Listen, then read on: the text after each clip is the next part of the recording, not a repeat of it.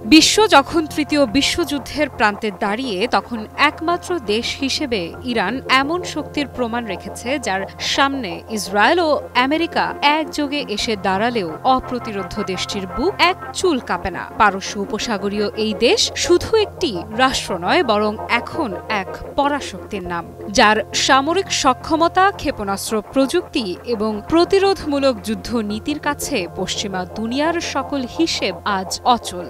শহীদদের আত্মত্যাগ দিয়ে গড়া এই রাষ্ট্রের বিরুদ্ধে যারা আগুন জ্বালাতে এসেছে তারা নিজেরাই পুড়ছে সেই শিখায়। আর এই বাস্তবতায় দেশটি আজ ইসরায়েল ও আমেরিকার চোখে চোখ রেখে জানিয়ে দিচ্ছে তারা অজেয়।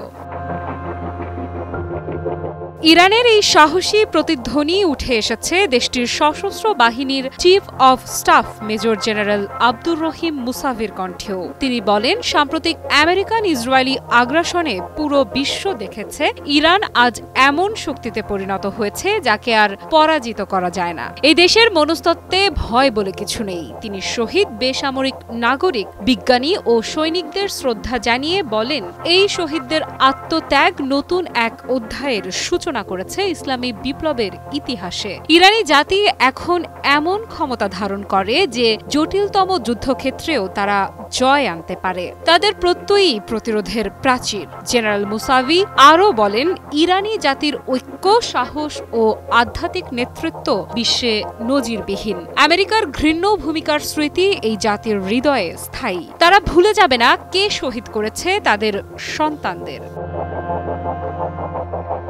মুসাভি উচ্চারণ করেন সবচেয়ে শক্তিশালী বাক্য। তিনি বলেন, আমাদের জাতির ওপর যখন আগ্রাসন এসেছে তখন সমস্ত ইরানি জনগণ একজোট হয়েছে। এই ঐক্যই আমাদের সবচেয়ে বড় অস্ত্র, আর আমাদের এই ঐক্যকে কেউ ভাঙতে পারবে না। এদিকে লেবাননের হিজবুল্লাহর মহাসচিব শেখ নাইম কাসেম সম্প্রতি জানিয়েছেন, ইসরায়েল যদি বড় পরিসরে যুদ্ধের পথে এগোয় তবে 1 ঘণ্টার মধ্যে ধ্বংস হয়ে যাবে তাদের বহু বছর ধরে গড়ে তোলা মিথ্যা নিরাপত্তার বলয়। তিনি জানিয়ে দিয়েছেন, লেবাননের প্রতিরোধ শক্তি এখন আগের যে কোনো সময়ের চেয়ে বেশি সংগঠিত, সজ্জিত ও প্রস্তুত। জাতির সার্বভৌমত্ব ও স্বাধীনতার প্রশ্নে হিজবুল্লাহ আপোষ করবে না, তাদের অস্ত্র ছাড়বে না এবং কারো হুমকিতেও মাথা নত করবে না। তিনি একে একে চ্যালেঞ্জ ছুড়ে দিয়েছেন আমেরিকা ও ইসরায়েলের দিকে। মোনালিসা হেভি ফ্লো 15 পিস প্যাকেটের সাথে 8 পিসের একটি প্যাকেট একদম ফ্রি। তিনি বলেন, তারা চায় না আমরা প্রতিরোধ করি, চায় না আমরা স্বাধীন হই, কিন্তু আমাদের অস্তিত্বের প্রতিরোধী তাদের কবর রচনা করবে। শেখ নাইম হুঁশিয়ারি দিয়েছেন, ইসরায়েল যদি পূর্ণ মাত্রার যুদ্ধে নামে তবে প্রতিরোধ বাহিনী, লেবাননের সেনাবাহিনী এবং জনগণ একযোগে রুখে দাঁড়াবে এবং সেই মুহূর্তেই ইসরায়েলের নিরাপত্তা কাঠামো ভেঙে পড়বে। তিনি আরও বলেন, আমাদের অস্ত্র আত্মসমর্পণ করলেও ইসরায়েলের আগ্রাসন থামবে না, বরং ওটাই হবে আমাদের দুর্বলতার প্রমাণ।